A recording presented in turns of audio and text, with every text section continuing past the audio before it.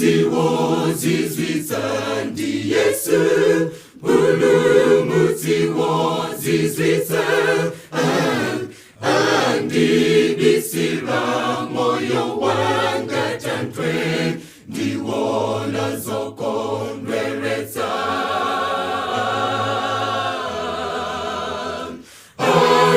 Andibisira moyo wanga tantwe, apima dziko louma. Moyo wanga ayikapobisika, apima dzanja lake, apima dzanja lake.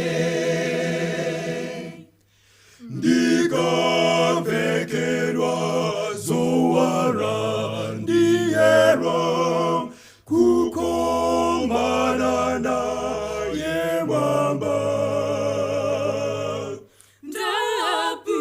Ndapulumuka ndi chikondi chake,